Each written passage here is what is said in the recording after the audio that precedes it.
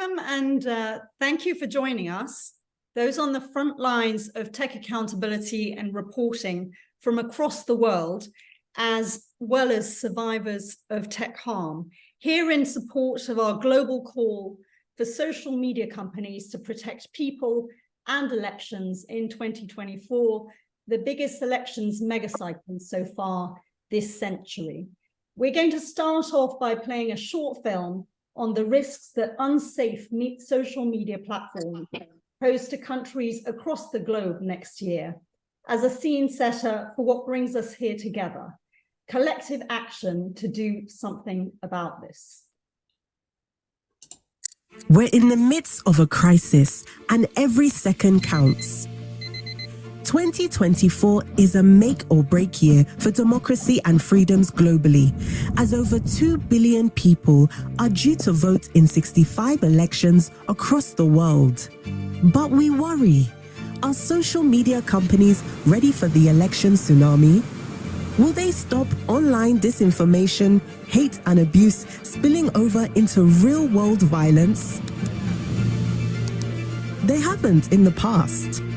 Breach of the Capitol! Breach of the Capitol! Do you remember this guy?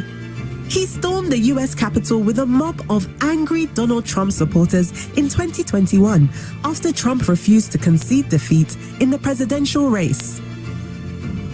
2 years later, supporters of President Jair Bolsonaro in Brazil also attacked government buildings. No início da noite de hoje, o presidente Lula decretou intervenção federal no Distrito Federal até o fim deste mês, com o objetivo de acabar com, abre aspas, grave comprometimento da ordem pública no Distrito Federal, marcado por atos de violência e invasão de prédios públicos. In the lead up to the attacks, social media was flooded with disinformation about the legitimacy of the vote and calls for violence. This happens in stable democracies, and before Silicon Valley giants sack staff meant to keep their platforms safe to cut costs. These are not isolated cases. Big tech companies have a track record of allowing abuses and undermining democracy. And 2024 will pose the biggest risk yet to people and elections, with social media at its most powerful. In Tunisia, which goes to the ballot then, supporters of the increasingly autocratic president have used social media to silence and dox his critics. يعني الوضع أنا على ما أظن هو وضع مخطر و مانيش عارفة يعني كيف سنصل إلى الانتخابات ونحن ما زلنا نواجه تحديات صعبة جدا ضد هذه الحكومة، ضد حكومة العمالة، ضد حكومة العنف، وضد حكومة الأوموفوبيا، وضد حكومة كره النساء. لم أشعر بأمان لأنه كنت تعرضت أنا وعديد من الأقليات في تونس بحملات كراهية وتشويه عبر مواقع التواصل الاجتماعي من نواب برلمانيين، من حكومة، من مناصري قيس سعيد. هذا كله تعرضنا إليه لأننا فقط طالبنا بحقوق مشروعة وكنا مساندين أبنائنا. أثرت هذه الحملات، حملات التشويه والعنف الرقمي، على صحتي النفسية. نشر معطياتي الشخصية عبر مواقع التواصل الاجتماعي وانجر عنها يعني إلى تهديدات واقعية على أرض الواقع في منزلي. This is happening because big tech has been massively under-investing in content moderation and safeguards in non-English languages. Investment in platform safety should be proportionate to the risk of harm, not market size. Companies must address this gross iniquity. They invested billions to protect the US elections and neglected global majority countries, where they pose a serious risk to rights and freedoms in 2024. The clock is ticking. Will big tech protect people and elections?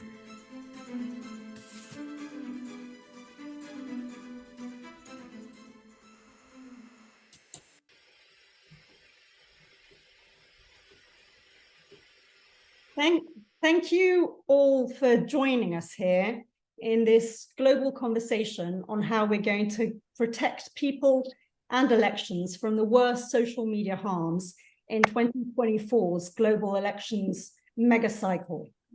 I'm Alexandra Pardal from Digital Action. We're conveners and organizers of the Global Coalition for Tech Justice. For those newer to Digital Action, we were founded in 2019 with the mission to protect democracy and rights from digital threats. We're a globally connected campaigning organization that stands alongside people who demand better standards from the governments and corporations responsible for our digital environments. This work involves catalyzing collective action, building bridges, and ensuring those directly impacted by tech harms are heard by those with power. Over the past 4 years, we've supported the monitoring of digital threats to elections in the EU and elsewhere, and led large civil society coalitions demanding a strong Digital Services Act in the EU and better policy against hate and extremism from social media companies globally. All of this work and conversations with people around the world has led us to understand that there's a fundamental inequity in solutions to tech harms. We know that social media companies based in the US, Ireland, and a handful of other wealthy countries are causing harm globally. But not every citizen and every election is equally important to the companies. We know that their greatest investments in harm reduction are in the United States and on the English language, leaving citizens and democracy in the global majority in Africa, the Middle East, Asia, and Latin America, underprotected and extremely vulnerable to harm. They have the corporate footprint of the very largest multinationals on earth, but their safeguarding efforts to stop the worst effects of their products, of algorithm-boosted disinformation and the spread of unmoderated abuse, have been totally inadequate to date.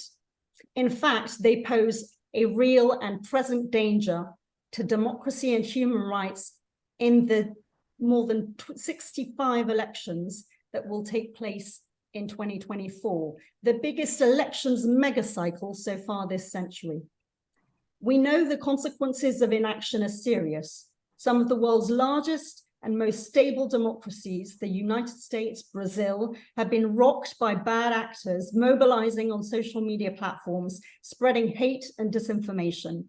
And next year, we'll see democracies under threat, India, Indonesia, Tunisia, alongside a whole swathe of countries that are unfree, where citizens hope to hold on to spaces, express themselves freely, and resist oppression. Online platforms must be safe for us all. But instead of a full-scale effort, social media companies are cutting costs, laying off staff, and pulling back from their responsibilities. The Global Coalition for Tech Justice has been created to enable global collective action, to lift up voices, support those on the front lines, document what is happening, and demand change from those in power, whether in the companies or the regulators responsible for them. I'm delighted at the illustrious lineup we have today, who will guide us through the challenge ahead and what we can do about it. So I'm going to invite one of the leaders of the the Coalition for Tech Justice, Cheryl Dowse of the Legal Resources Centre in South Africa. Cheryl, the floor is yours. Thank you so much, Alex. And thank you all for joining us today for the launch of our Year of Democracy campaign. As Alex says, I'm Cheryl Dowse I'm the Regional Director of the LRC, the Legal Resources Centre, and I'm based in Cape Town, South Africa. Just a little bit about the LRC. The LRC was established in 1979, predominantly to fight the abolition of apartheid laws and to advocate for the liberation of South Africans. Our lawyers were instrumental in developing the most progressive constitutions in the world that is underpinned by democratic values such as human dignity, the achievement of equality, and the advancement of human rights and freedoms. Since 1994, we, along with other vibrant civil society organizations in South Africa, have been guardians and advocates of these values, democracy and the rule of law. Things have changed over the past decade or two with the emergence of big tech platforms as the dominant information ecosystem. New threats to our democracy, and indeed democracies across the world, have emerged. Big tech companies whose opaque business model and reluctance to put people and human rights over profits gives agency to a rising anti-rights movement, enables attacks on human rights defenders and the press, and aids the ascent of populist and authoritarian regimes across the globe, predominantly through the amplification and spread of hatred, violence, disinformation, and manipulation on their platforms. Big tech companies boast that they endeavor to create an online environment free of hatred and violence, disinformation, or interference in democratic processes.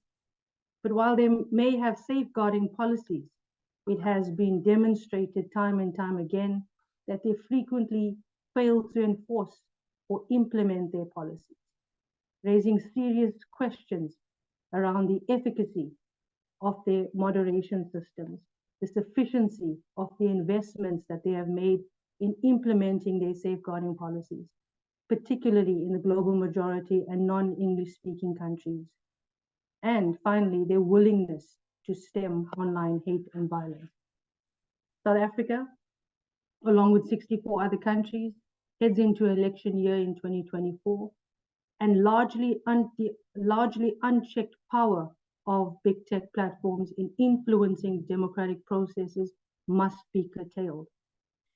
It is with this in mind that the LRC, along with over 140 organizations worldwide, have joined forces to hold big tech companies accountable and to demand that they invest in electoral safeguarding to ensure an online information environment that's free from disinformation, hatred, violence, and manipulation, that protects freedoms and rights and safety for all users, irrespective of their geographical location during the 2024 global election megacycle. Now, while the LRC and other anti-apartheid activists were instrumental in liberating South Africans from oppression, we did not do this on our own. Our democracy would not have been possible without a global solidarity campaign that created political pressure on a government that acted with impunity, forcing them to engage in a process that led to our liberation. So today, the Global Coalition for Tech Justice is calling for the mobilization of the global community to recognize these latent threats to our democracy and to take a stand now by joining and supporting the Year of Democracy campaign. So today, as we mark the International Day of Democracy and launch this campaign, I would like to ask that we as global citizens should remember the people who gave their lives and freedom in the pursuit of democracy so that you and I could live in a world as equals. If we don't stand up now, this fundamental threat to our democracies, the gains that we and our predecessors have made will be lost. So this is really a call to action. And I hope that the program inspires a lot more people to start questioning and recognizing the threats that digital platforms have on democracies across the globe. And I thank you, and again, thank you for your participation in this event. Back to you, Alex. And now I'd like to introduce Juliana Del Piva, a journalist who joins us from Brazil, who has been on the front lines of reporting during the whole Bolsonaro era and beyond. I'm honored that you've joined us. Thank you, Juliana. The floor is yours. Thank you. It's an honor to be here. Thank you for the invitation. And I would really like to have answers for all of these for all of these questions we are asking all over the world about how to face this, what's the how to deal with this, how do we protect our people, our society, our democracies from all these threats. But I'm very skeptical about, as a journalist, I can't lie. I'm really worried about everything that has been happening for the past for our, especially in Brazil, for the past years. And what I do feel about how all these lies, because this is the correct word to use, about how these communities, people are using social media to try uh, to lie to people about important things that make all the citizens do their decisions, how people decide to vote for one or another. Uh, Now, this is a weapon, uh, using lies combined with social media becomes this became a weapon, a political weapon that it's been used all over the world. This is one thing I'm really aware. I just worked in a very big project called Digital Mercenaries. We did a very big investigation with many countries from all over Latin America, and we actually found like a market all over our countries that are communications consultants working on this, like specializing in creating apps, and how they're using this, they are selling this idea about engaging people in lies and in hate to vote without clear information, accurate information. And this is not going to just disappear, even with all our initiatives in fact checking. We can do all the fact checking and publish all this in our different organizations, media organizations, but the truth doesn't spread as in the same speed of the lies. So I think we have to keep discussing this, but and I don't know what to do, like I think we have to start our discussions in our legislature, creating laws about how these social medias companies are going to work inside of our countries and their responsibilities on spreading these. But even these discussions are not enough. It is really, really hard to face and to find solutions for this problem.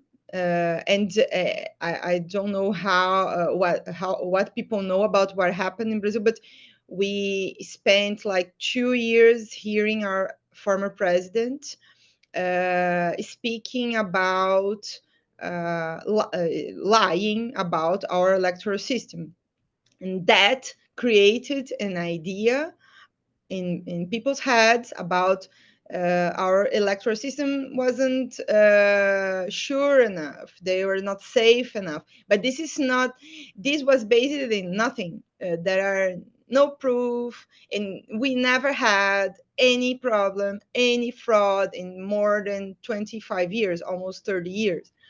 And but he kept saying that like almost every day. And at some point, people started to organize a coup d'etat. And that happened on 8th of January of this year.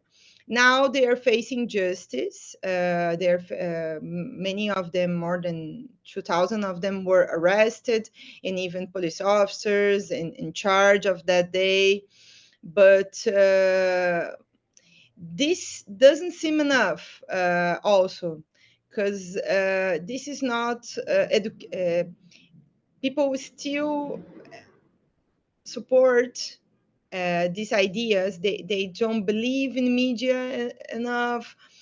When we say that, and we do many different educational lines to make people understand that this was a lie, the electoral system is good, there are no fraud, but doesn't matter.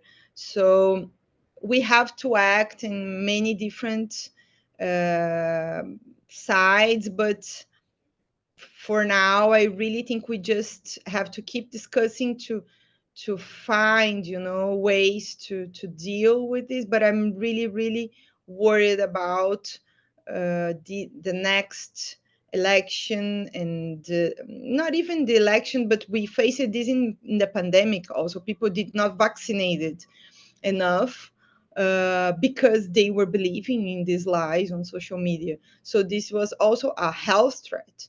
And every huge crisis of communication will face this problem.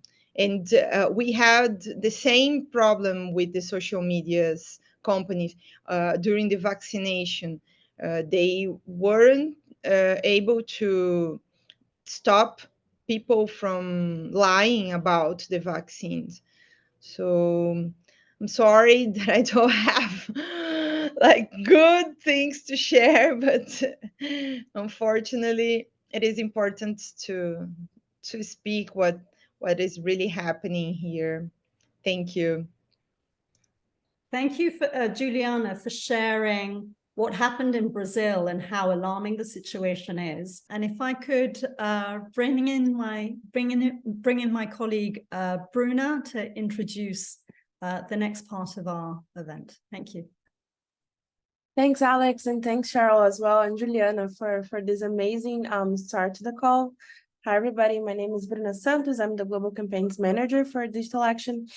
And my role here is to introduce you guys to the next session of the meeting that is called The Story of More. And as the name says, our goal with this is to highlight this conversation with both witnesses and survivors. Juliana was one of the witnesses that was supposed to come into the session, but she apologizes for not being able to stay for a little longer since she had a personal emergency. But I'm also very honored to introduce you to Rania Amdouni as well. Rania is a Tunisian human rights defender and activist, and also my colleague Mona Staya, that's Digital Action's campaigns and partnerships manager for the MENA region. And Mona will be here helping translate some of the intervention from Rania and will assist us with the interpretation. So Rania, Mona, the floor is all yours. Please come in.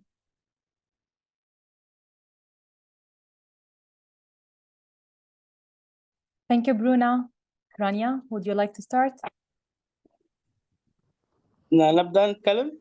تفضلي. مرحبا بالجميع.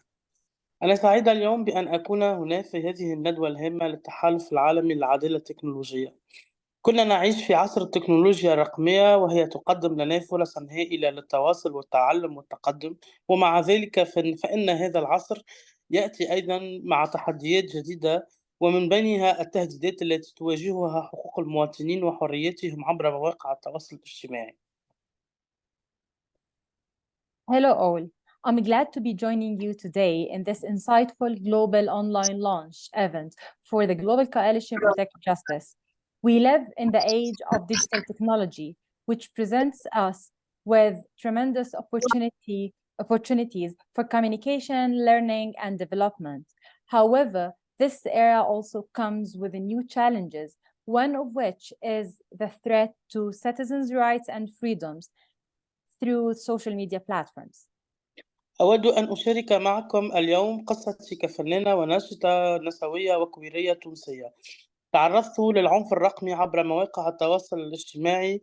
لقد كنت أستخدم هذه المنصات لنشر الوعي وتعزيز العدالة وحقوق الإنسان، ولكن سرعان ما واجهت حملة متنظمة للتشويه والتشهير والتهديدات عبر الإنترنت من نواب مجلس النواب وصفحات رسمية للنقابات الأمنية ومواطنين.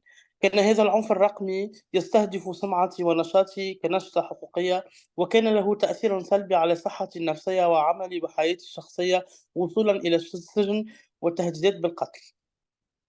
Today, I would like to share my story as a Tunisian artist, feminist, and queer activist who has experienced digital violence through social media. I have been using these platforms to raise awareness and promote justice and human rights. However, I soon found myself the target of a well-organized campaign involving incitement, defamation, and online threats from parliamentarians, security forces, and individuals. This digital violence was directed at both my reputation and activism, and it had a detrimental impact on my mental health, my work, and my personal life, even resulting in imprisonment and death threats. Today, I'm speaking to you from Paris, where I now live in the exile, forced to leave my home country due to safety concerns. لست وحدي في هذه التجربة، وهناك العديد من الأشخاص الذين يعانون من آثار العنف الرقمي، سواء كانوا نشطاء أو صحفيين أو مجرد مستخدمين عاديين. هذه التجربة المؤلمة تذكرنا بأننا بحاجة إلى اتخاذ إجراءات لحماية الانتخابات وحقوق المواطنين وحريتهم عبر المنصات الرقمية. I am not alone in experiencing this ordeal. Many people, be they activists, journalists, or ordinary users, suffer from repercussions of digital violence. This painful reality serves as a stark reminder of the urgent need to take action in order to safeguard elections and uphold citizens' rights and freedoms in the digital realm. في عام 2024 ستجرى انتخابات هامة في العديد من الدول حول العالم، وهذا يجعل هذا العام أكبر وأهم الانتخابات في هذا القرن. ومع ذلك فإن انتشار المعلومة المضللة وخطاب الكراهية والتهديدات بالقتل والتنمر والتلاعب عبر الإنترنت يشكل تهديد كبير على سير العملية الديمقراطية وحقوق الإنسان. In 2024, numerous countries around the world will host crucial elections, making this year the most significant year for elections in the century. However, the rampant spread of disinformation, hate speech, death threats, bullying, and online manipulation poses a significant threat to the integrity of democratic process and human rights. هناك عدة خطوات يجب اتخاذها. أولاً، يجب أن نعمل على تعزيز الشفافية والمساءلة في شركات التكنولوجيا.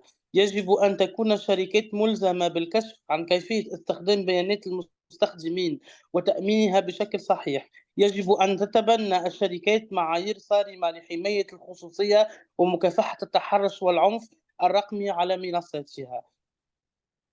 Addressing this challenge requires several steps. Firstly, we must endeavor to enhance transparency and accountability in tech companies. These companies should be mandated to transparently disclose and safeguard how they utilize users' data. They must also adopt firm standards to protect users' privacy and combat harassment and digital violence on their platforms.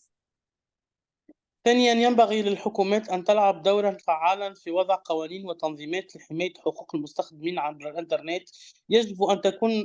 يجب تطبيق القوانين المناسبة لمكافحة الاحتيال والتلاعب والتضليل الرقمي. ينبغي أن تتعاون الحكومات مع شركات التكنولوجيا والمنظمات الغير الحكومية لضمان تنفيذ هذه القوانين وتعزيز السلامة الرقمية.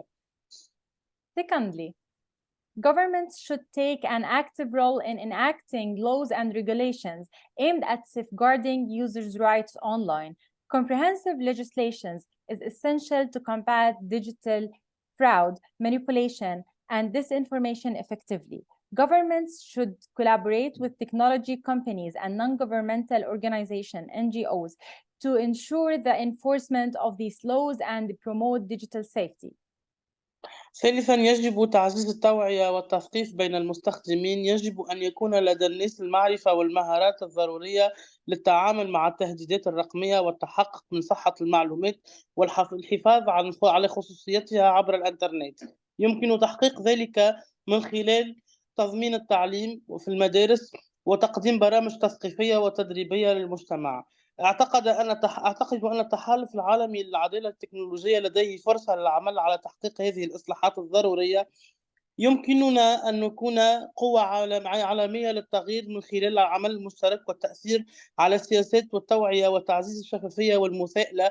من خلال جهودنا المشتركة يمكننا بناء عالم رقمي أكثر عدالة ومساواة وأمانا للجميع، وشكرا لكم. Thirdly, awareness and education among users must be enhanced. People should possess the necessary knowledge and skills to address digital threats, verify the authenticity of information, and safeguard their online privacy. This can be accomplished in incorporating digital education into school curricula and offering educational and training programs within the community. I believe the Global Coalition for Tech Justice has the opportunity to champion these essential reforms. We can serve as a global force for change through collaborative actions, policy advocacy, raising awareness, and advocating for transparency and accountability. Through our collective endeavors, we can strive to build fairer, more equitable, and safer digital world for everyone. Thank you, and warmly. Thank you so much, Mona. Thank you, Rania, as well. This was great. And as everybody heard from the intervention so far, it is at the same time a conversation about safeguarding elections, democracies, and how our political systems can work in the end of the day, because as Juliana highlighted, a lot of it is being either threatened or kind of like rediscussed. A lot of general societal consensus are being rediscussed, but at the same time, we're also talking about protecting our civic space and some like fundamental rights for each and every single one of us, and protecting what's been reinstated in many statements about human rights and fundamental rights all over the world. So it is really important to see how close this conversation can be from each and every single one of us, and how big tech facilitated abuse can happen to pretty much anyone beyond just this kind of rediscussions about what's at stake. Now, I'm very happy also to bring in a video address from the United States Congressman Ro Khanna, who represents California's 17th congressional district that's located in the heart of Silicon Valley. So if you can please play his video. Thanks a lot, Rachel. Hi, everyone. I'm Congressman Ro Khanna. I represent Silicon Valley in Congress. Congratulations to the Global Coalition for Tech Justice on this gathering. It's so important, the work you're doing. I led the fight for the Internet Bill of Rights, and it has several principles that I believe apply to the work you're doing. First, we need to protect young people from the abuse that they suffer on social media. Many times they are being targeted with ads that are causing eating disorders, causing mental health issues. We need to have a standard of teen welfare, no harm to young people, that the Federal Trade Commission enforces, so that social media doesn't become a place where it causes depression, anxiety, even suicidal thoughts among teens. We need to also have some regulations on algorithms so people have transparency about the information they're getting, so that they aren't just subject to blatant misinformation and propaganda. the social media companies should disclose what the algorithms are, and they should make sure that those algorithms aren't targeting the vulnerabilities of individuals just to make a profit. That's particularly troublesome when they do it to America's young folks. And then we need to make sure that these social media companies are free from government intervention. In some places around the world, as the report by Muslim Advocate shows that I wrote about it in my book, you have governments using these social media platforms, having their own functionaries directing violence, directing hate, actually subjugating minority populations, subjugating human rights, and that's just wrong. These social media entities have to be free from government coercion. At the same time, they need to have standards that protect people there from insightful hate speech or violence. So the work you're doing is so important. It's to protect our young people on social media platforms. It's to protect our social media platforms from governments that are intervening. It's to protect speech and dissent on these platforms. And it's to ensure that no one is subject to hateful violence or bullying on these platforms. Let's make sure that the digital platforms are thoughtful public spheres for dialogue with people of all points of view. I'll look forward to hearing what you discuss and your recommendations.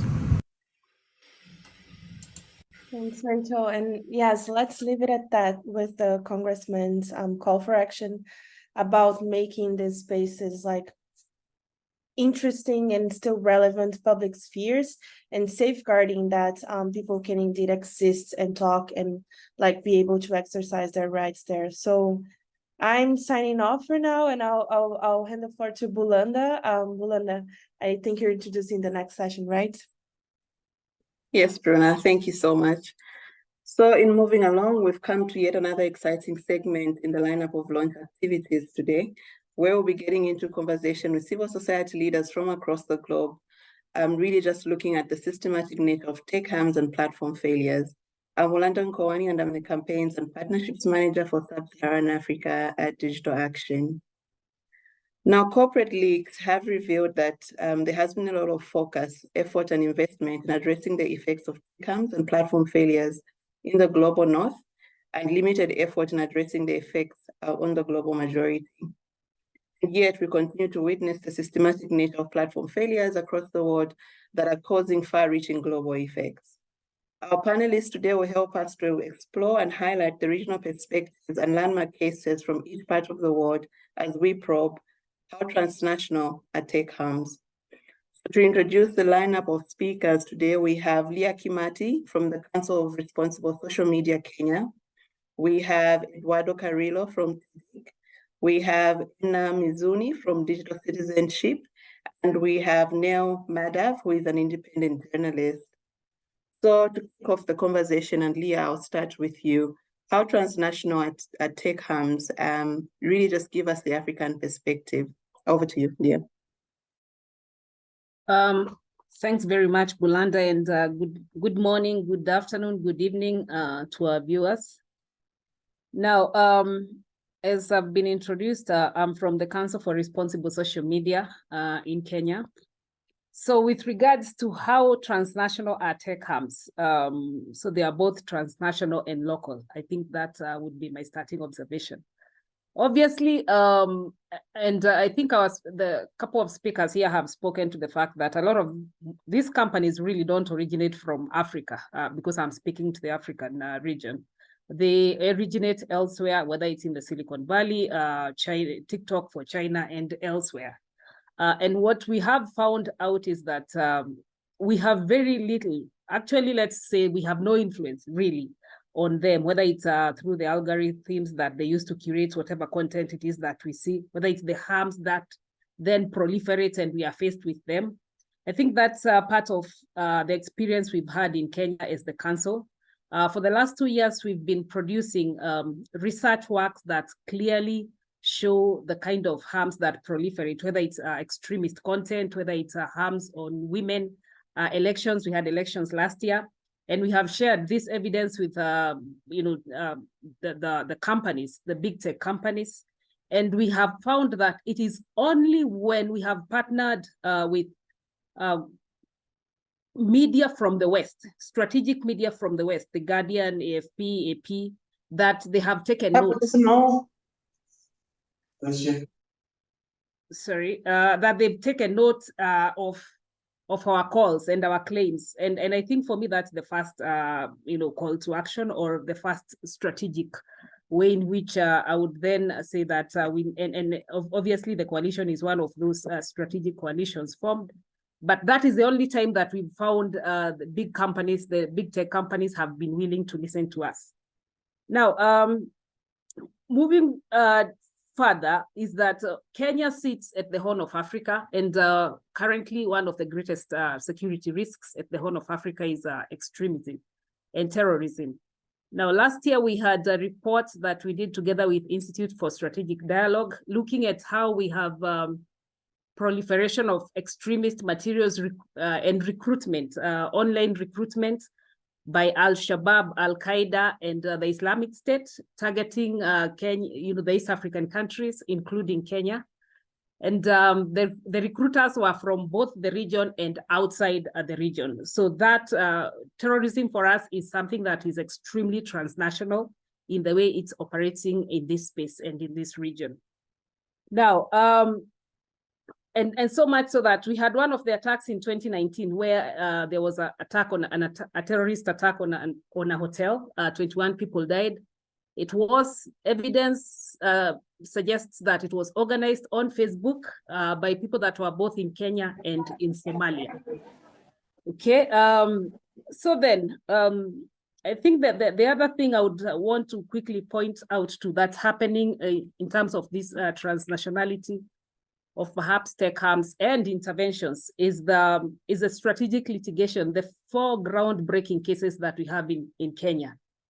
3 of them against Meta and 1 against TikTok.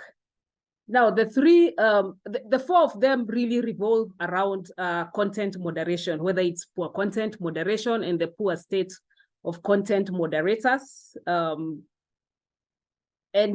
This is, again, we can look at this as transnational, both in terms of the content moderators themselves and therefore the effect of the poor working conditions, but also the lack of effective content moderation. And why am I looking at this as a transnational case? Because Nairobi is a regional hub. So in Nairobi, we get content moderation, meta content moderation for the region. Now, if you look at these cases that have gone to court against the poor working conditions of content moderators, they are not just taken there by Kenyans, but the complainants are people from across the region. Now, the other case against Meta is unique. Unique because it revolves around content moderation, but it's on the outcome of inefficient content moderation, not in Kenya, but in Ethiopia. And the case alleges that because Meta failed on Facebook to moderate the content around the Ethiopian civil war, then it led to an escalation of that war. It led to deaths and acts of genocide. It facilitated that in Ethiopia. So that too is being heard in Nairobi, Nairobi being a regional hub. So in short, what I'm saying is that Kenya sits at a place where it affects through the content moderation policies and works, then it affects what happens not just in Nairobi, in Kenya, but across the region. Now, I think specific to elections, and if we ask ourselves whether the harms are local or transnational, what we have found out as the council, and especially given our experience as a country last year, is that a lot of harms originate internally. So a lot of harms targeting elections, online harms targeting elections, will originate locally. However, in Kenya, we do have a case of 2017, actually really began way back in 2013, but it's at 2017 that it became extremely heightened, where we had Cambridge Analytica, a company that's based out of Britain or was based out of Britain, illegally accessing data of Kenyans, and then using that to micro-target, using fake news, disinformation to micro-target voters. But what we have seen as of last year is that a lot of this, the disinformation, electoral disinformation, hate speech originates locally. But for us, I think our experience and perhaps as the Brazilian speaker said, whether originating locally or externally, I think the experience has been the total lack of interest in terms of content moderation, in terms of acting on it, in terms of deplatforming from across the social media companies. And that is why, for us, I think we have found recourse, or we are trying to find recourse in strategic litigation, but also in strategic alliances. If they cannot listen to us, then who are they going to listen to, even as we surface the evidence? So we are asking ourselves, who are they going to listen to? And then we reach out to those people, and together we begin making these demands on these social media companies. Like she said, it's a slow, painful process, but we have to do it. Thank you so much, Leah. Thank you so much, Leah, for sharing all those interesting insights and really just highlighting some of the platform failures that we have been witnessing across the region. In moving along, I'll now invite Eduardo Carrilla. Eduardo, please, the floor is yours. Thank you, Bulanda, so much, and for the Digital Action team also for inviting and allowing us share some of the activism of TEDIC, who I'm representing today in this World Democracy Day, right? Especially because in Paraguay and in the region, 2023 actually has been quite traumatic in terms of elections in general. And for the past 2 years, we have seen in our region the influence and importance of digital technologies in general in the electoral context, the role and the effect. So undoubtedly, of course, social media companies play a considerable role in how political elections are contested worldwide. But at the same time, we have a problem, which is that electoral authorities in our region and across the world really don't truly understand the role and don't develop the necessary oversight capacities that are needed for cooperation to ensure election integrity as a whole, right? So we also need to perhaps always remember that context matters, and in our territories in particular, digital technologies, social media, and big tech companies in general are inserted in complicated scenarios of inequalities with digital divide, online gender-based violence towards political women candidates and LGBTQI communities, zero rating plans that favor monopoly, and in general, a lack of guarantee for a full enjoyment of human rights, online and offline. So of course, protecting elections and people in general comes and bears with a lot of challenges. In Paraguay's cases, for instance, one of our biggest challenges is that we're a country known to be unknown. So much of the dynamics of the intersection of tech companies and elections are either unknown or really just disregarded by the global community. And at the same time, like I just said, we have public institutions that fail to truly understand how social media companies are a place of political dispute. So we're amongst the countries with electoral authorities that still fail to effectively monitor how political candidates and political parties in general invest money in social media to advertise. And more importantly, we're still in a context where we don't have a personal data protection law, so we don't have reparation mechanisms if there is misuse or abuse of personal data in electoral contexts by political parties, by social media companies when they allow micro-targeting of individuals and so on. And like I said, context matter, of course. So we are a country that has a growing influence of drug trafficking and organized crime in political financing. So we have recently have numerous news outlets pointing to our country because political actors have been denounced for explicit and proof links with organized crimes. But these are candidates that at the same time have been able to win elections in this election cycle and have failed to include details of their social media spendings in their affidavits, with little to no consequences on behalf of the electoral authority. In the end, actually, in these cases, we've been able to gather some information based on some of the transparency policies from tech companies. That does not come without challenges also because their political linguistics that allow to extract the information from the platforms are mostly in English and not on the native language of this territory in particular, who has Spanish and Guarani, which is an indigenous language, as the official languages of the country.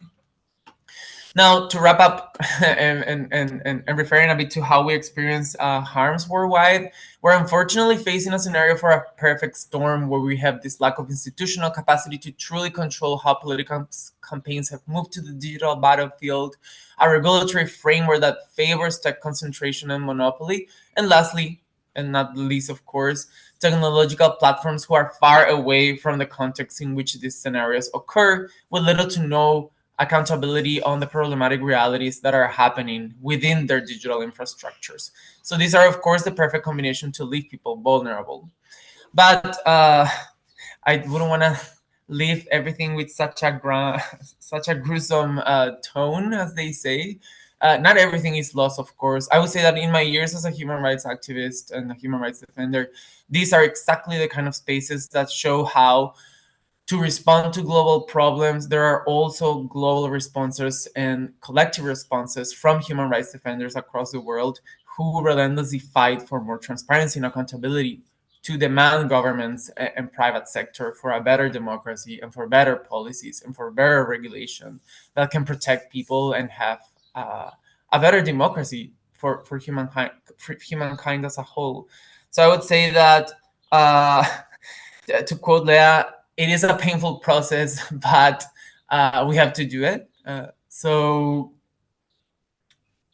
we are very curious on how this election cycle will come, and hopefully with this campaign we've been able to push for better policies, especially because our markets in the end are also one of the biggest one for tech platforms, right? Meta has its biggest division of users in the global south in general, for instance, to mention just one company. And I leave this also for the floor to debate perhaps, we also need to move beyond, and also in my context, move beyond an understanding of how how harms are happening in these big tech platforms, beyond how political spending happens, let's say. Because right now there's this narrative of some platforms saying, no, I'm not allowing micro-targeting and spending for political advertising in my platform, thus I don't have any responsibility on what happens here. This is the case for platforms like TikTok and X at the moment, who don't allow political advertising within their platforms. But still, there are other ways in which harms can occur in those platforms that are neat and should be taken into account by these platforms in order to mitigate them. So thank you so much again, and yeah. Thank you so much, Eduardo, for giving us that Latin perspective. In moving along and in the interest of time, Emna, I'll now pass over to you. Please give us the MENA perspective. Thank you. Hello, everyone. And thank you for giving me this opportunity to speak on behalf of the MENA region, Tunisia and other countries. And being Tunisian myself would allow me to give some, briefly, the situation. The harm that we see is real. There is no doubt in it, and we saw it globally in different cases.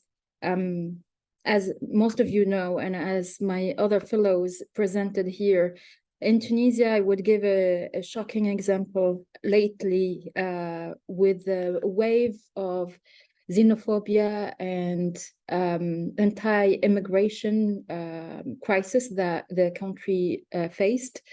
We had a situation where content was widely shared and propaganda campaigns were on Facebook and TikTok mainly against sub-Saharan Africans in Tunisia, whether they were students with legal status or just immigrants trying to reach the other side of the Mediterranean. There was an abuse even of citizens of Black skin, which is sad. What we've seen is about 700 videos, for example, on one of the platforms that had a reach of 22 million within a frame time of less than a month. Those videos were harmful. They were inciting on violence. They were about killing Black people, chasing them in the streets. Those things, they present a real danger, a real national security issue. And Tunisia is no different than other countries, let's say.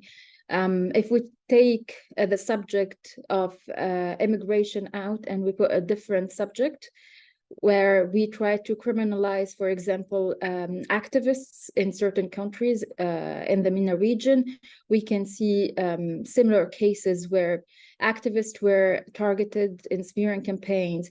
The problem here that we see is that most of the time the platforms would take time to respond, up to 3 months. Imagine a video of campaigning against a certain minority or a certain person with death threats would remain online for 3 months, even for 24 hours. That sometimes would cause major damage to a minority, to a group of people, or to a certain person.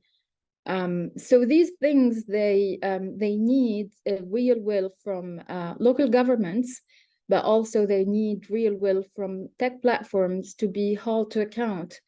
They might claim that they are doing their best, but the type of content that they are allowing, the creation is being damaging and is being a lot for everybody. It's very major intake for civil society. And this is a proof, our gathering today is a proof of us trying to fight all of this. Different platforms, they are like couple platforms would make harm so that our coalition get together to fight it. Is that enough? I think we need a wider, and we need everybody to join us in to hold them to account. We really are trying our best in the MENA region. We are seeing lots of smearing campaigns, as I mentioned previously, that led to imprisonment of people, that led to character assassinations, that led to imprisonment. We are also seeing the lack of legal framework in many places. And without trying to take more time of everyone's presence here, I just want to make sure that we push hard on protecting personal data and push hard on implementing laws in certain countries, such as Tunisia, for example. The implementation is lacking, unfortunately, but also we try, in the case of absence of a legal framework, we try to make sure that we have an ethical understanding from the tech platforms that even there is no legal framework, they are still ethically responsible for the harms and the danger they might put people in. Thank you so much. Thank you so much, Emna, and thank you so much for really emphasizing the importance of a collective response to take accountability. And last but not the least, Neil Madhav, are you ready for us?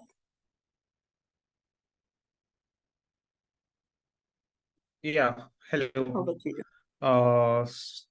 So firstly, I'd like to congratulate the organizers for hosting this, because and at this crucial juncture. Thank you for inviting me and having me here. So I wanted to say that with the advent of 21st century and when social media came, so we saw social media impacting movements like Arab Spring, and it led us to believe that social media will have a very positive impact on democracies, and it will lead to something good. But at the same time, in last few years, in last decade, especially experience from my country where I'm speaking from, India, it tells a different picture. It contradicts that hypothesis that social media will be good for democracy. All democracies have been experimenting with in different ways with citizens, where through social media to express themselves, to share news and everything. So in India, in 2014, we had parliamentary elections, which can be termed as the first digital elections, where digitally and on social media, huge campaigns were launched, and it also had some kind of impact on the electorate.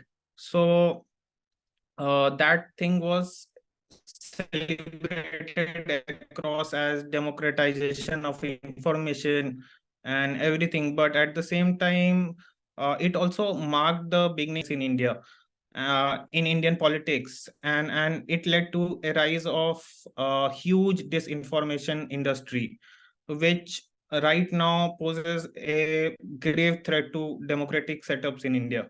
So the three things I have observed working as a journalist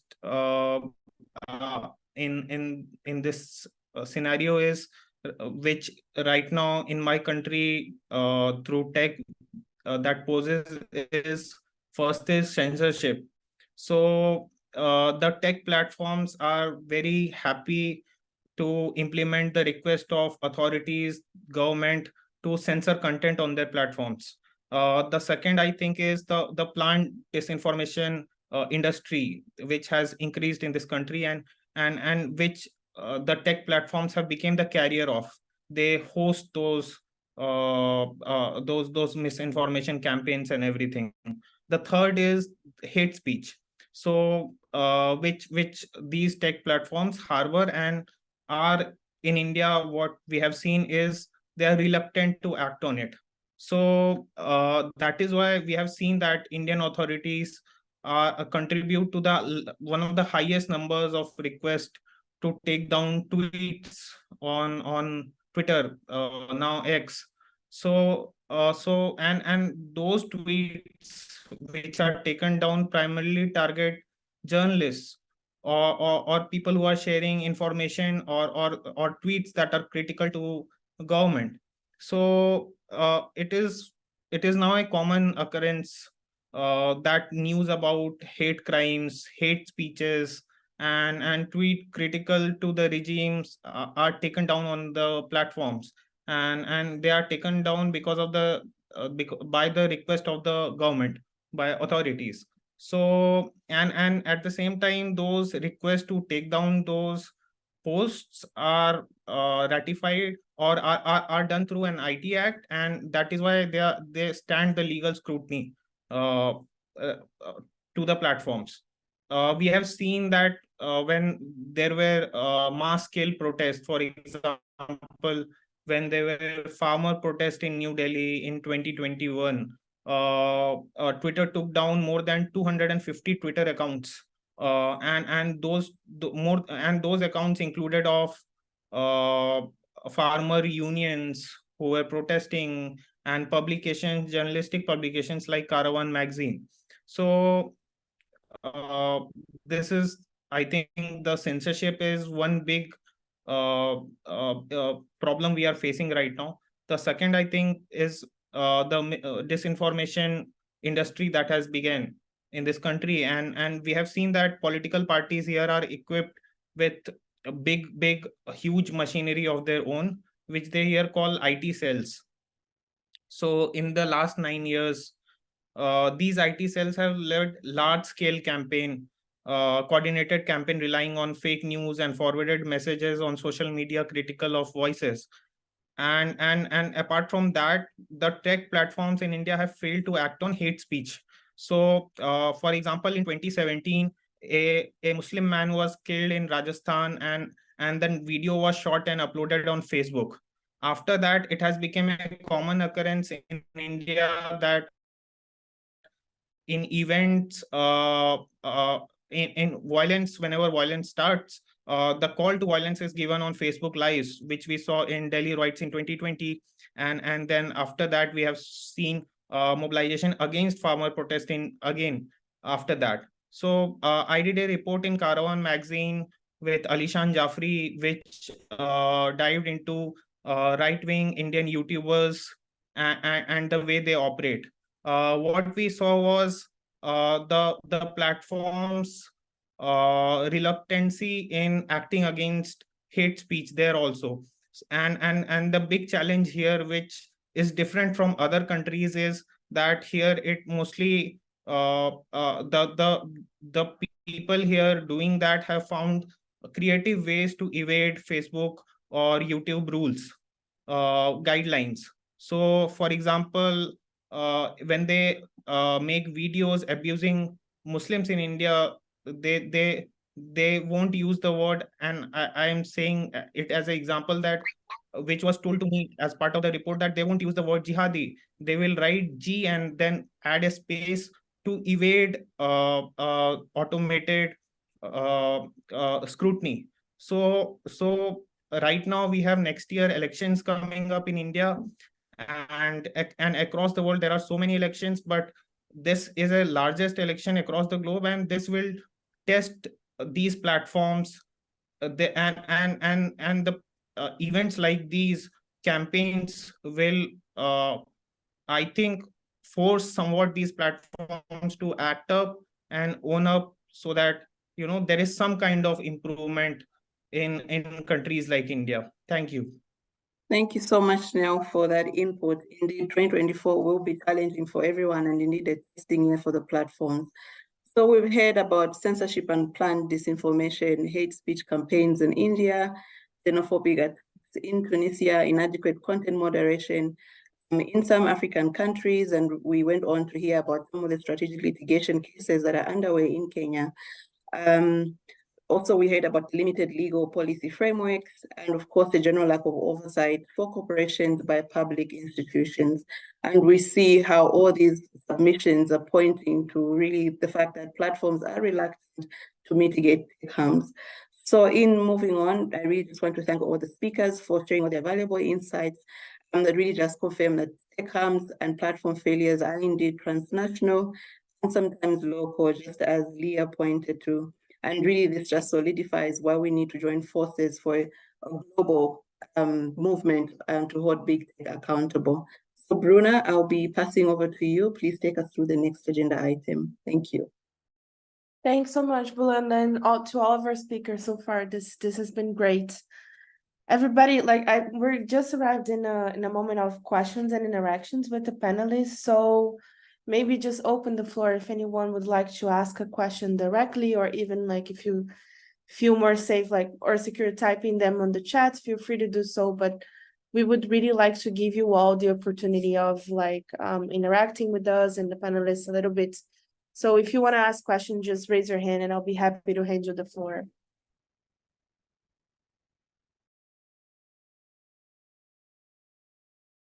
If we don't have questions yet, then I think we can start.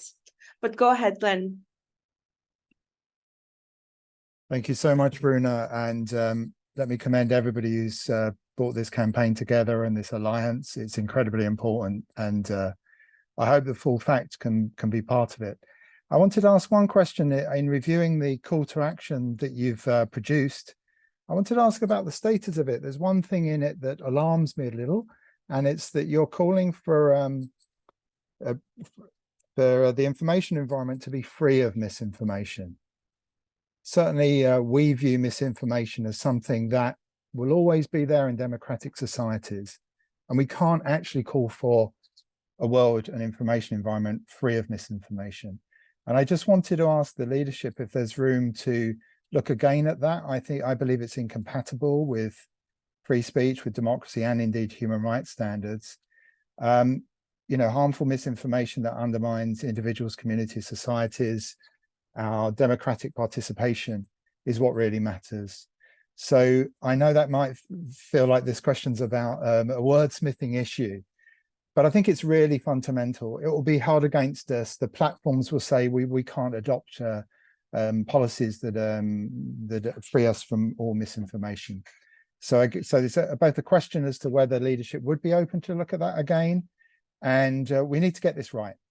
We absolutely need to get this right. We have to have credible calls, and to be frank, this would be a barrier for our participation, and we would love to be involved in this, and we plan to be active in holding the platforms to account in their elections all around the world. Thank you. Thank you so much, Glenn. Would anyone like to take this question? I think, I don't know, Alex, if you want to come in, but I think in terms of, obviously, Campaign asks are a baseline document for the coalition, right? And the general aim is for membership to discuss and see whether there's space for amendments and things like that. So, I mean, I would say we can take in your comments, Glenn, and discuss this internally, but not sure if anyone else would like to come in on that. Yeah, if I just may say that the campaign asks were developed initially by a working group of organizations from across the world, over 21 organizations who were geographically distributed, working on human rights, on democracy, on on platform harms. So there will definitely be room for improvement, and definitely in terms of also enriching them with the knowledge, insights, experience of everybody within the coalition. So absolutely, it's wonderful that you've come to the call, and that you're bringing that experience from the fact-checking community. It would be wonderful to have you involved. Definitely, thank you. Thanks, Alex. And I see also a question on the chat from Partha, that he would like to hear more about surrogate advertising from panelists. Would anyone like to take in that question?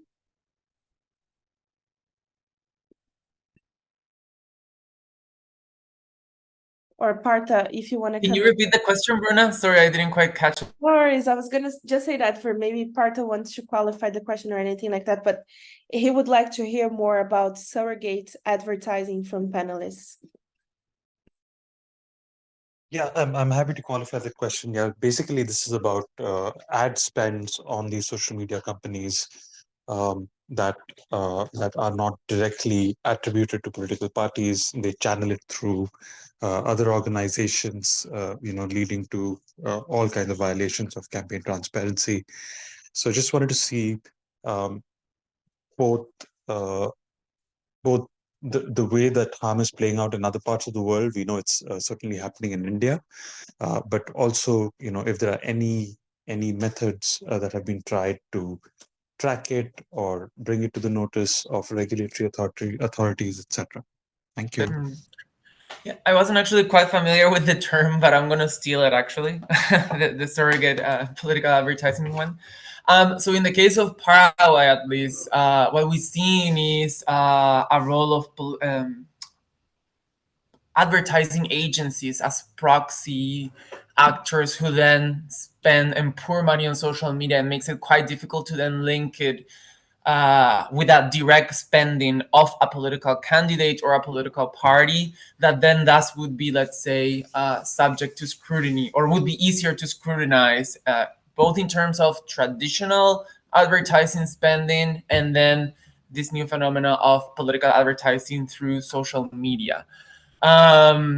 But regardless of it all, the big problem that we have at the moment is that we don't have an electoral authority with the muscle to actually oversee these sort of scenarios. So, of course, we have journalists, of course, we have civil society organizations like TEDIC, who are monitoring how political spending is happening, and by proxy connecting that spending with a political candidate.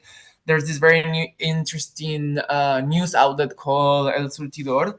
They did a really good research on how news outlets, independent news outlets, linked to far-right groups who were supporting the candidate of the establishment who has won elections, were spending money on social media to sort of like create this narrative of electoral fraud via some Brazilian hackers who were in the country for vulnerabilize the electronic voting machines that the country has implemented since 2021. Very similar to some of the things that Juliana was mentioning. And it was in Tadiq's case, it was also sort of like a complicated situation because we've been for years now at the forefront of demanding for more transparency for electronic voting machines who are owned by the private sector, who does claim intellectual property rights to avoid scrutiny and auditing of those machines at the hardware and software level. But these groups were, of course, not creating this narrative in the interest of improving the democratic process as a whole, but to actually undermining it. But this has been one strategy that we've noticed. It's not a news outlet that is a political party or a political candidate, but it's highly linked to the economic group of this political candidate and this political group. And thus it was then possible for us to make the connection. But that wouldn't be something that would necessarily fall, for instance, under the radar of the electoral authority because they don't incorporate that kind of scenarios within their analysis of how elections are contested worldwide at the moment. And political parties and political candidates, when they declare their mandatory affidavits to the electoral authority, they normally just declare a general amount of money and no reference whatsoever of how much they have spent on social media, which makes it really difficult really to steer the debate towards how much they are actually spending in social media. And then in our case also, how much of that money comes from licit sources and how much of it potentially could be linked to illicit money. Thanks, Edu. Neil, I was just wondering if you want to add any thoughts to that. And I also note your hand, Guillaume. So maybe I'll bring in Neil first, and then afterwards I'll bring you in.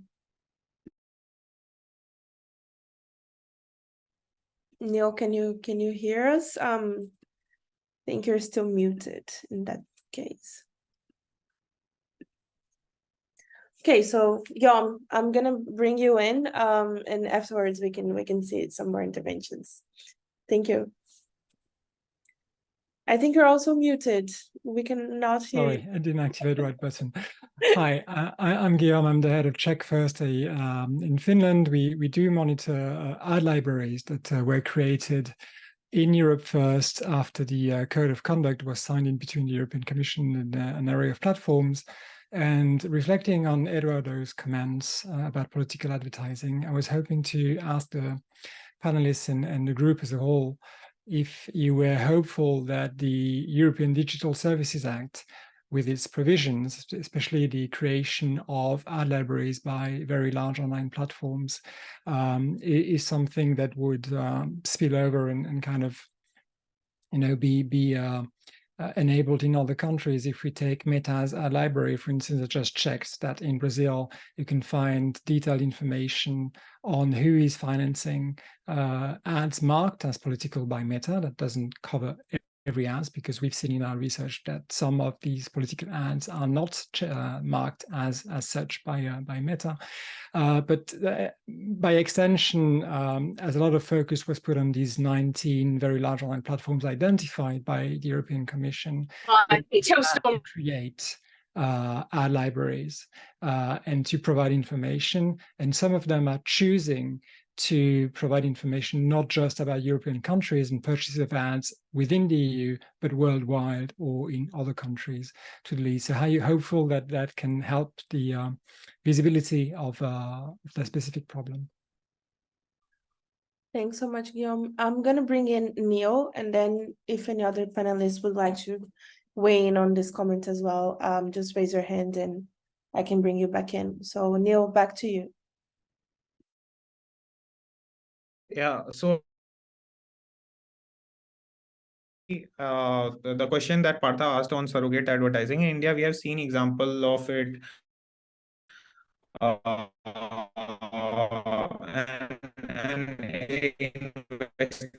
investigation by Neil, a reporters collective that Neil, hello. I'm the sorry. whole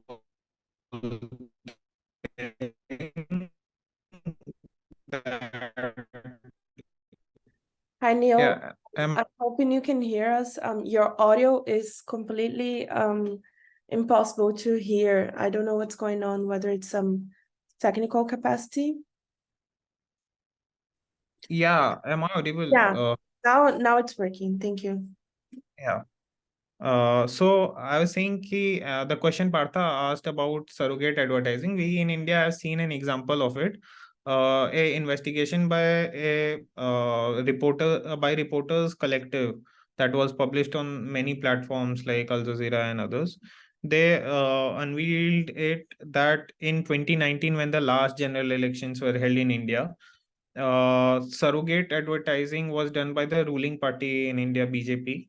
And in that, there were many layers to that. One was that first was that a firm that was doing the surrogate advertising was financed uh, by Reliance Jio. So that industrial house is close to the ruling party, and it's alleged that uh, they work with the government. First was this connection, and the page was modeled as a media page, a journalistic page. So the company was called New J Plus, I think, which and the views of all the surrogate advertising that was done was more than 1 billion. So in that, when analyzed, it was found that Meta is offering cheaper rates to BJP for advertising on its platforms than to other political parties. And this was a big thing because Meta has been accused of working closely with the current dispensation. And in India, Election Commission, the authority that oversees elections in India, it has its own set of rules about advertising before the elections. Uh, and through surrogate advertising, these people found a way to suppress that on social media platforms. So this was a new thing, and it will be very interesting to see that how it is tackled in the next year in the upcoming general elections. But a close watch on all these social media platforms is important. Thank you so much, Neil. Alex, I'm gonna give the floor back to you straight away because we have one last part of our call, and I'm sorry for taking some extra time for the Q&A. Thanks a lot. Yes, and just to respond to Guillaume very quickly, this question about how EU regulation is going to influence, platform safeguards and platform policies globally is live, and it's very much a question on the minds of many people, but with very few answers, because we don't know what the intentions of the platforms are in terms of offering the kinds of transparency and safeguards that they're going to offer within the European market to other markets as well. So I think it's very much a discussion that's going to be unfolding in the coming months, and definitely will play a role in 2024, whether the European elections are going to be more protected than elections in other regions in the world, because of the fact that the Europeans have been able to regulate at scale. So we're going to come to the final part of our event to talk about our call to action. and what we're going to do to ensure that social media companies actually do protect people and elections across the world next year. So I'd like to call upon Fadi Quran, Campaigns Director at Avaz, who will speak to us about our call to action and what we can do within the Global Coalition for Tech Justice. Fadi, the floor is yours.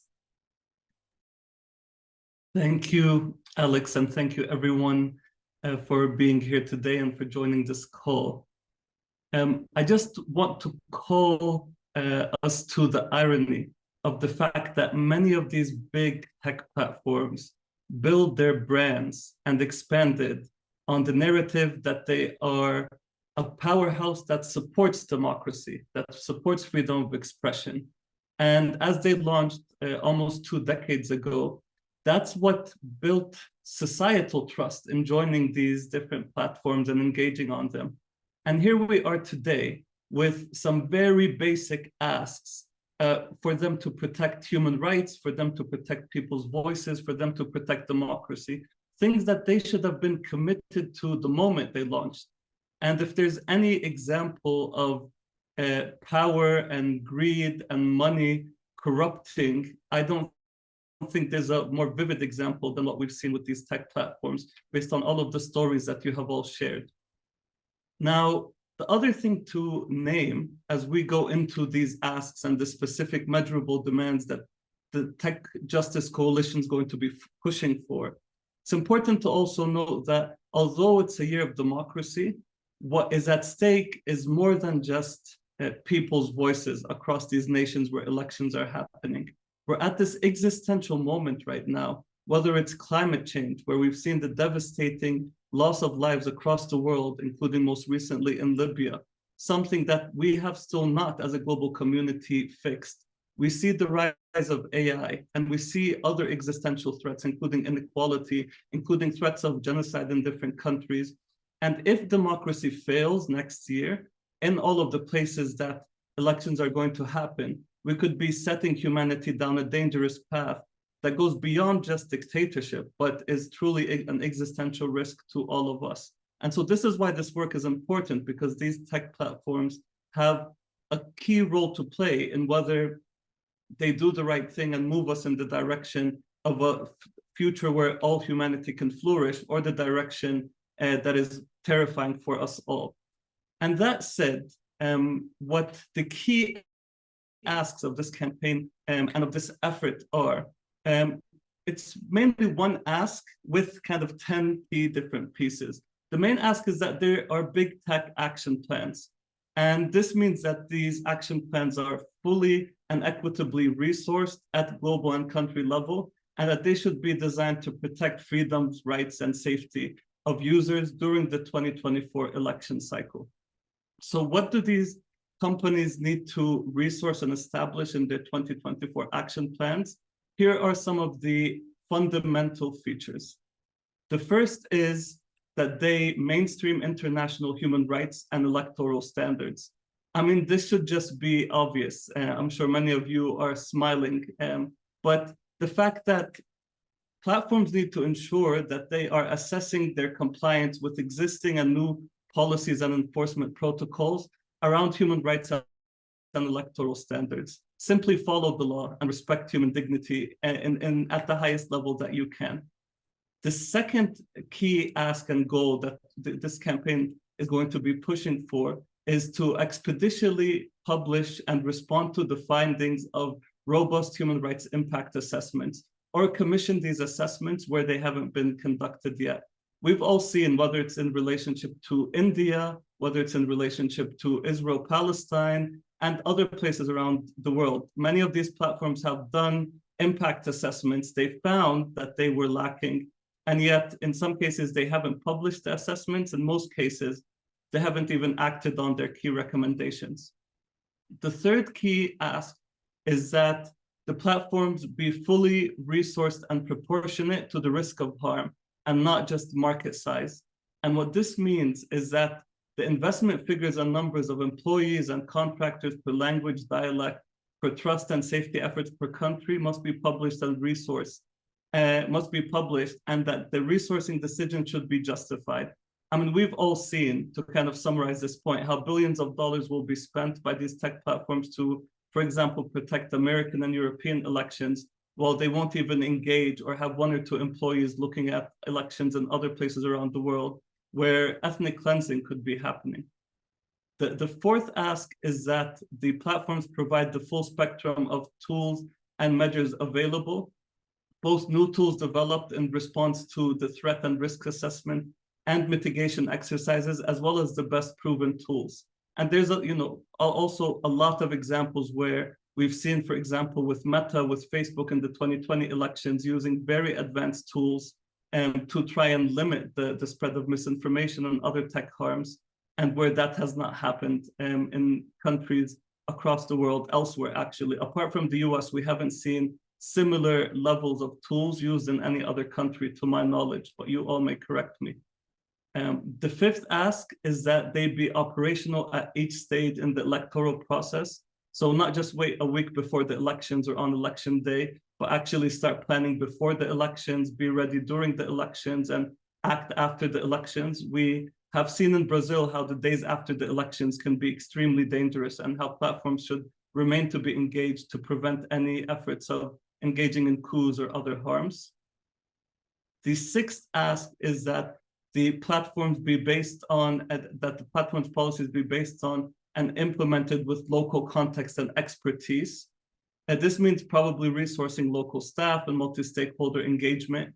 Again, the amount of times, and speaking with many of you, that we've engaged with employees at these companies who have lived most of their lives in, let's say, the US or London, and have not visited countries in Africa or Latin America or the Middle East, and who are making life and death decisions on behalf of our peoples, is really saddening. And this type of policy and lack of engagement and expertise on the local level can cost lives. And we've already seen that happen in Myanmar with the Rohingya population as just one small example.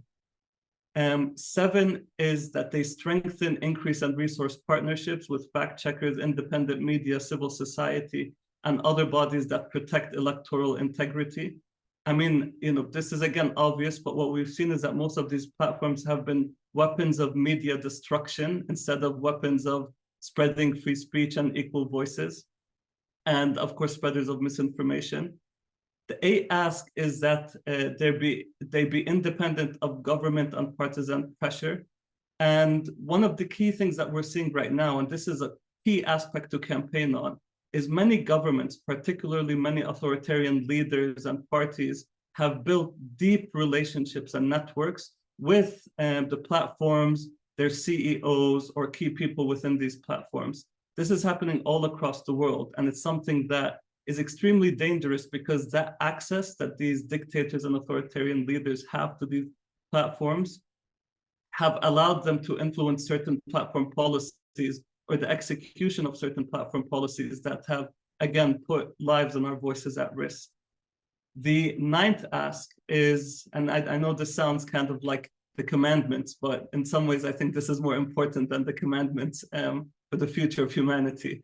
The 9th ask is that they establish proper oversight and transparency. And this means data access and training for researchers, civil society, independent media, and election monitors to monitor activity on the platforms. It means reinvesting in and opening up CrowdTangle at Meta, which was key to many of our works in terms of uncovering misinformation networks that would have not been uncovered without the access to that tool, and creating equivalent tools at other companies like Alphabet. Also, similarly, we have seen how Elon at Twitter has shut down access, almost all access to being able to research Twitter in certain aspects, and that needs to be fully reopened. Now, the last ask is that they enable accountability, and this means allowing the documentation and archiving of all actual or potential harms taking place on these platforms, as well as the documentation to test the accuracy and effectiveness of harm mitigation measures. And this is to one of the questions that was asked about the EU policies and how they will influence. One of the biggest risks that we've seen, and from speaking to engineers and people working at these platforms is to avoid accountability that will be imposed by new regulations in Europe and elsewhere. They're finding tools to cover up instead of document and archive the harms that they cause. And this is why it's going to be so important to continue to push in this direction of accountability, because the truth is many of these laws are almost impossible to execute if there's no evidence of the harm or the platform's complicity in the harm. And so ensuring accountability next year will not only, I would say, push platforms to respect the basic policies that we're asking for here and electoral protections, but it will ensure that in the future they continue to build on those policies instead of completely ignoring them. And so next year is also a precedent-setting year in terms of the effectiveness of regulation. And this is why this ask is crucial. And all of the asks above are important to execute. And to end, it's important to say that this package was developed by many of the civil society organizations on this call. Many of the work that you have all done has fed into it.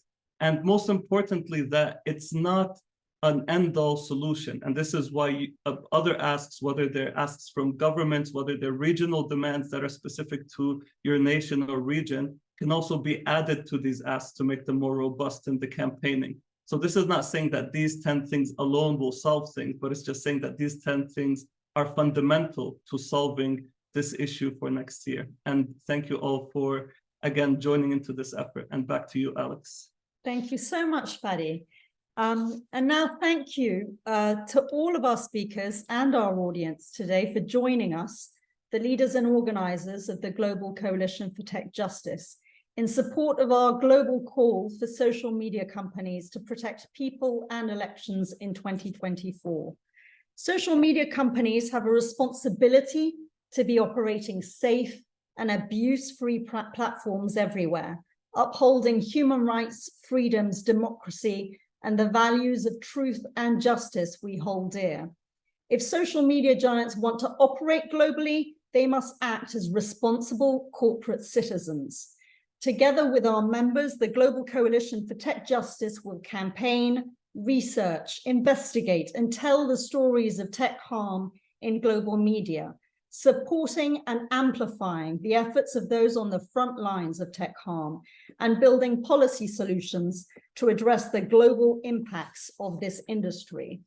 We will be actively collaborating with stakeholders who share our goals, including policymakers, electoral commissions, progressive technologists, and shareholder activists, amongst others.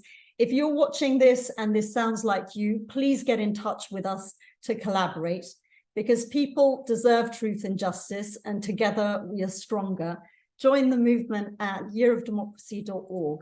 Thank you very much, and enjoy the rest of your day. Goodbye.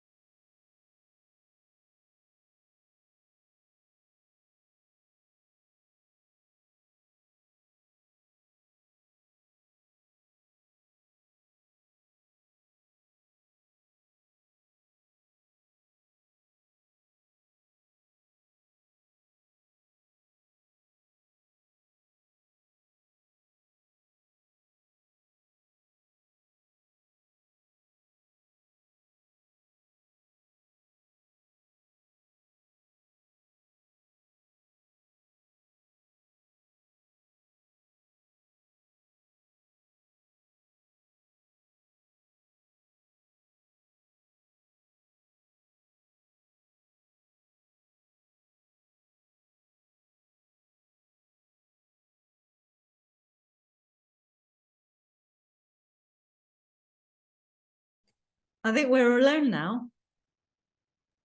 Congratulations, everyone. I think we're alone now. Yeah. Shall I stop the recording? Oh my God. Well Are we done. recording?